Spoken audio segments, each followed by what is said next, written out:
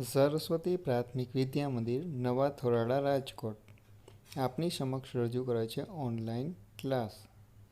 વિદ્યાર્થી મિત્રો, ધોરણ 7, વિષય સમાજ, પાઠ 2, દિલ્હી સલ્તનત, ભાગ 2.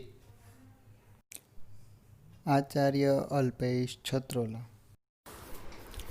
વિદ્યાર્થી મિત્રો, દિલ્હી સલ્તનતમાં આગળ આપણે ગુલામ વંશ, ખલજી વંશ વિશે વાત કરેલી.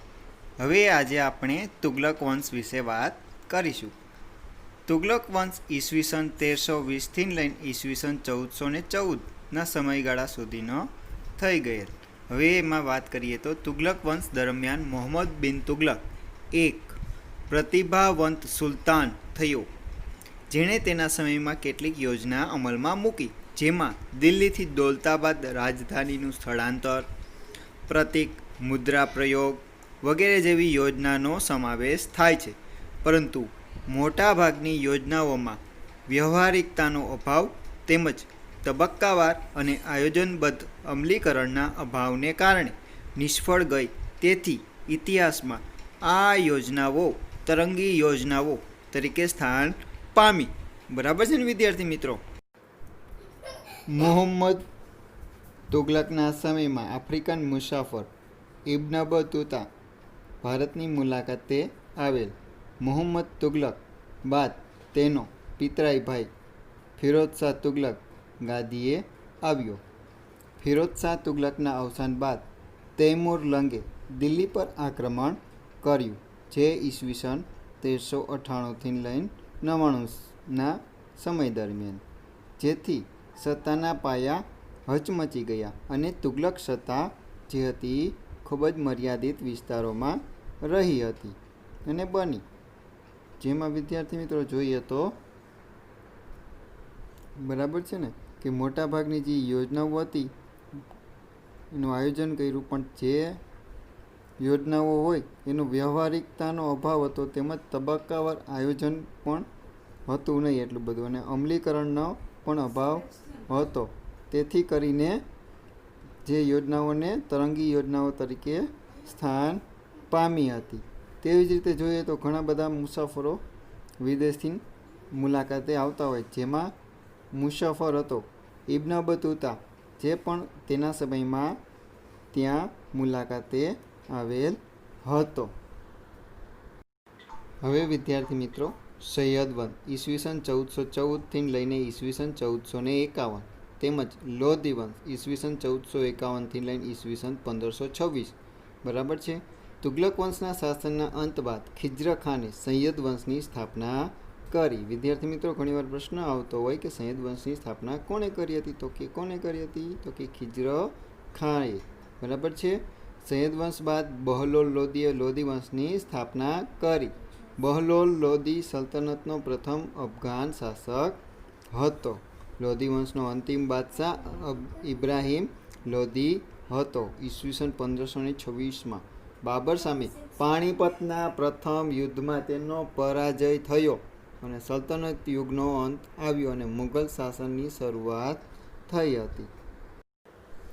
વિદ્યાર્થી મિત્રો, હવે આપણે દિલ્હી સલ્તનતના સમયની રાજ્ય વ્યવસ્થા વિશે અભ્યાસ કરીએ. ઈસવીસન 13મી સદીમાં સ્થપાયેલ દિલ્હી સલ્તનત ભારતમાં રાજ્ય શાસન વ્યવસ્થાની દ્રષ્ટિએ વિશિષ્ટ હતું. દિલ્હી સલ્તનત શાસનના કેન્દ્રમાં સુલતાન હતો. સુલતાનની સત્તા સર્વોપરી ગણાતી હતી, જે સર્વોચ્ચ સેનાપતિ, કારોબારીનો સર્વોચ્ચ વડો અને સર્વોપરી ન્યાયાધીશ પણ હતો. દિલ્હી સલ્તનતની સર્વોપરી સત્તા સુલતાન હસ્તક હતી. સુલતાનને મદદ કરવા એક મંત્રીમંડળ હતું. મંત્રીમંડળના મંત્રીઓ અને અધિકારીઓની નિમણૂક સુલતાન પોતે કરતો હતો.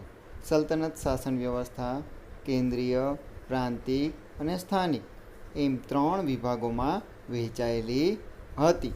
જેમાં હવે તેના વિશે આપણે અભ્યાસ કરીશું.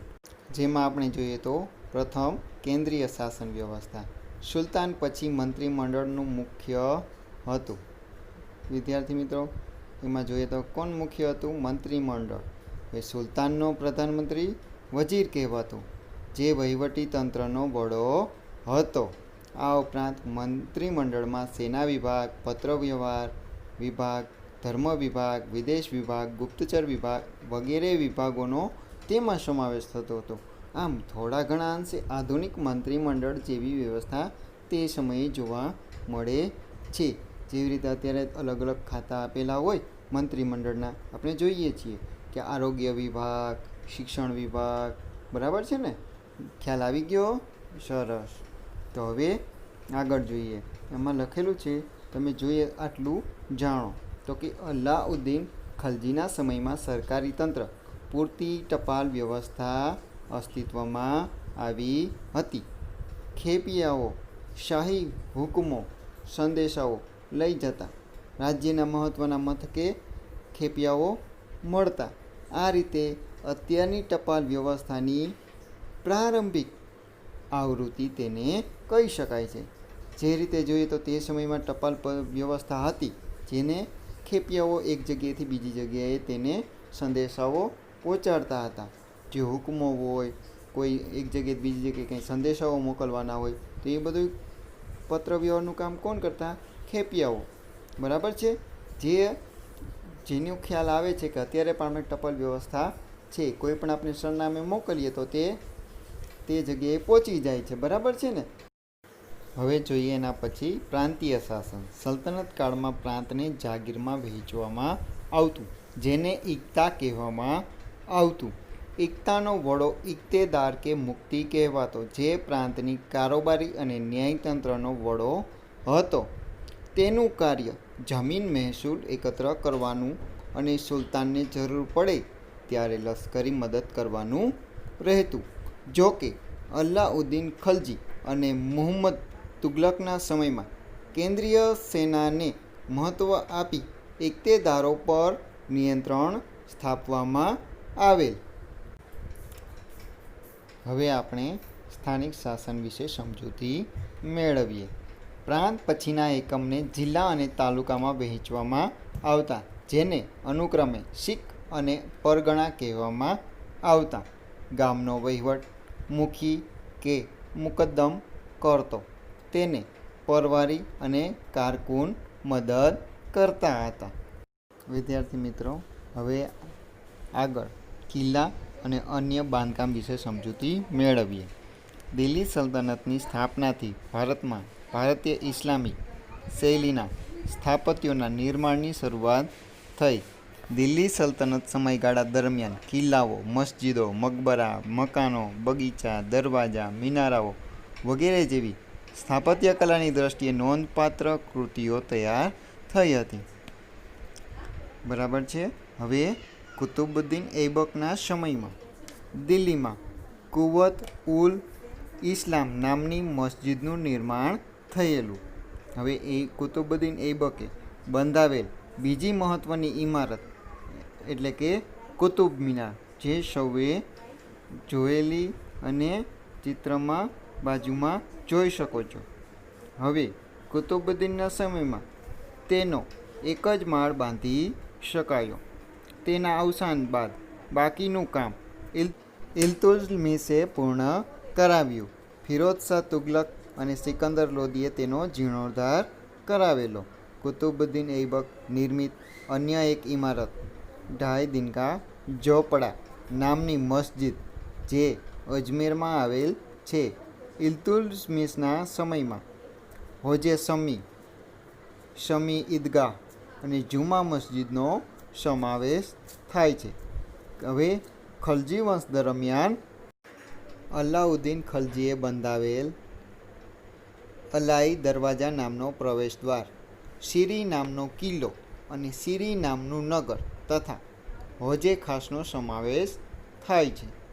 હવે તુગલક શાસન દરમિયાન તુગલકાબાદ, ફિરોઝાબાદ, હિસાર, જૌનપુર, ફિરોઝપુર, ફતેહાબાદ વગેરે નગરો વસાવવામાં આવ્યા. આ સમયગાળા દરમિયાન દિલ્હીમાં અનેક કિલ્લાઓ, મસ્જિદો, તળાવો, મહેલો, સ્નાનાગારો, મકબરાઓ, પુલો, સરાઈઓ, બગીચાઓ વગેરેનું નિર્માણ થયું. એટલે કે વગેરે તે સમયગાળા દરમિયાન બનાવવામાં આવેલા.